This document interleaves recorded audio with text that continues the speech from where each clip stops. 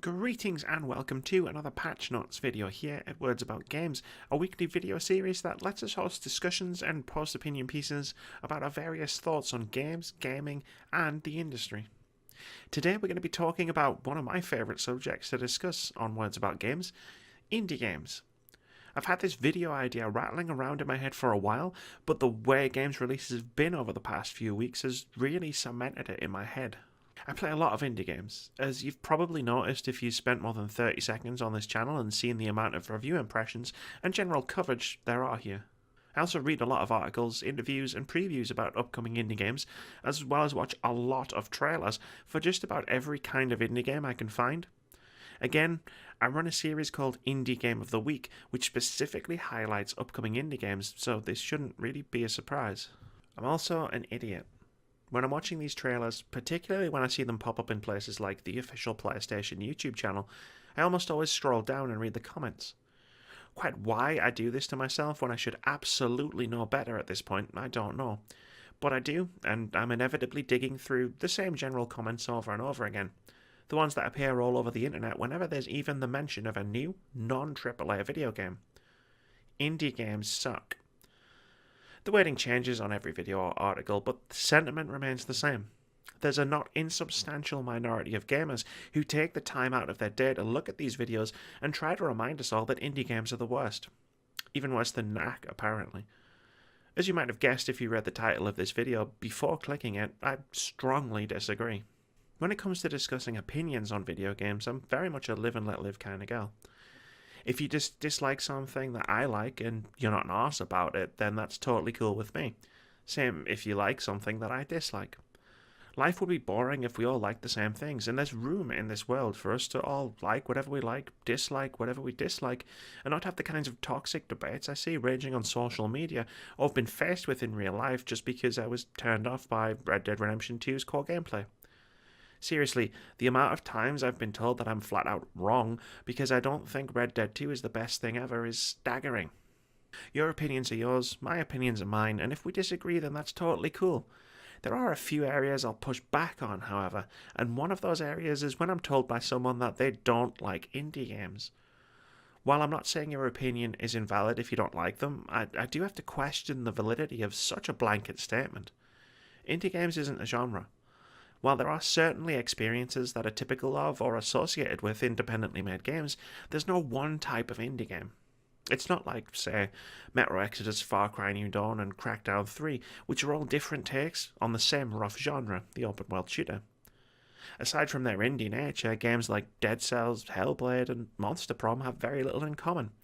Yet all three of these games get lumped into the same indie games category and apparently suck depending on who you ask. Aside from seeing this type of comment littering the comment sections of blog posts, articles, and YouTube trailers for a huge variety of indie games, I've actually had people say this to my face. It's one of the few times when having a conversation about what games people like that causes me to take a step back and just flat out say that's not possible. It simply doesn't make sense to me. Sure, there are genres I don't really have a lot of time for. The fighting game genre springs immediately to mind, but that's because there are mechanics and styles of gameplay that are inherent to the formula of a fighting game.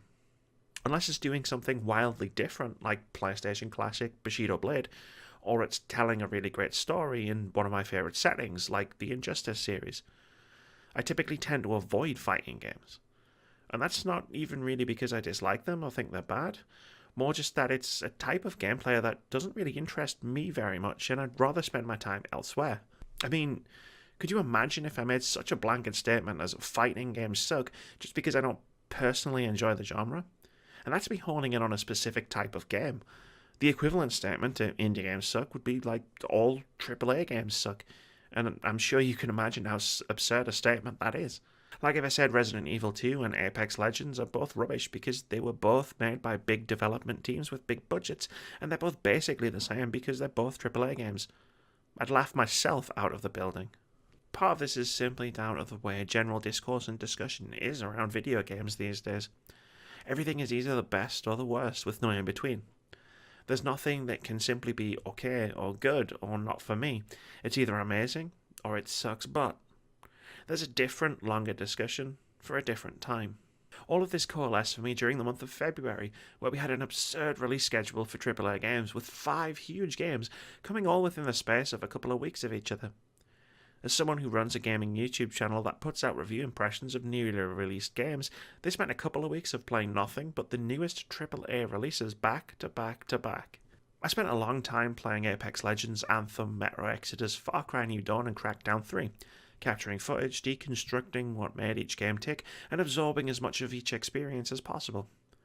I don't want to get into too much detail and start repeating what I've already said in other videos about each of these games, but it was definitely a mixed bag. By the time I got to Crackdown 3, the last of those 5 games that I played and gave my impressions of, they were all starting to bleed together. It probably also didn't help that Crackdown 3 was by far the most generic of the 5 games I've mentioned. There were so many similarities between these games that it kind of felt like they were all cut from the same cloth. Apex Legends and Anthem are both live service games, albeit from different genres, that demand all of your free time to make sure you're keeping up with your peers, which, as a side note, is morbidly amusing seeing EA release 2 games within weeks of each other that are direct competitors with each other. Anthem, Far Cry New Dawn, Crackdown 3, and to a lesser extent Metro Exodus are all open-world RPGs that see you exploring large environments, improving your character and completing quests. Far Cry New Dawn and Metro Exodus rely heavily on a crafting system that forces you to search every nook and cranny for junk you can tape together to make bullets or guns or medical supplies. Anthem and Crackdown 3 both have huge maps that you explore vertically more than on foot. Far Cry and Crackdown both have XP-based progression that unlocks character ability upgrades, and on the comparisons go. Basically, I was a little burned out by the time I was done with these games due to their similarities and the fact that they're all big, bombastic action games full of shooting and violence and explosions. Once that was out of the way and we got through our 48-hour charity livestream, I moved on to the next set of games slated for coverage on Words About Games. With the AAA apocalypse out of the way, it was time to dig into some indie games. So I sat down and pumped a few hours into Eastshade, a game which is also an open-world game, but is about as far removed from the AAA open-world games I spent weeks playing as you could get. Where those other games were intense, loud, and energetic, Eastshade was a completely different experience altogether. Slower paced, relaxing, and generally pleasant. I moved on to Devotion, a first-person psychological horror, and The Occupation, a first-person political thriller that takes place mostly in real time. Although all 3 of these indie games have some striking similarities, they're all adventure-type games, they're all first-person, they're all pretty damn different. And after a few weeks of blowing stuff up and shooting all the guns in the AAA games I'd been constantly playing, it was a very welcome and refreshing change of pace. Now, I'm not sitting here saying that indie games are better than AAA games. Out of the 8 games I've played recently that I've mentioned, my personal favourite is actually Apex Legends, which is about as AAA a game as they come. I'm not even saying that any of the other AAA games I reviewed are necessarily bad. Well, except maybe Crackdown 3. But there's something to be said for the diversity of experiences on offer in the indie game scene that you just won't find in the AAA gaming space, which February kind of proved. What I'm trying to point out is that not liking indie games just doesn't make any sense. There's such a huge variety of different genres and experiences available via indie games that I just don't see how it's possible. If you don't like roguelikes or platformers or quote-unquote walking simulators or pixel art style games, then sure, I can see and respect that. But that doesn't describe every single indie game. It can't, because indie game isn't a genre. There are no common gameplay mechanics inherent to indie games as a whole. The only difference between an indie game and a AAA game is that less people probably made the indie game and it had a smaller budget than the AAA game.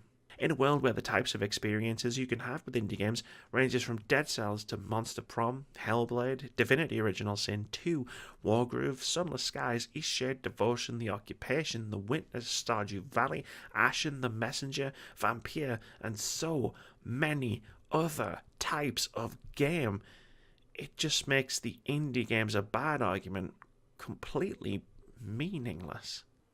Thank you very much for watching this video, guys. If you've enjoyed it, please keep it here at Words About Games. We've got tons of content, including our weekly podcast, more impressions videos, patch notes, and our weekly indie game of the week. We also stream over on Twitch at twitch.tv/wordsaboutgames every Monday, Thursday, and Saturday. And most importantly, have a great day.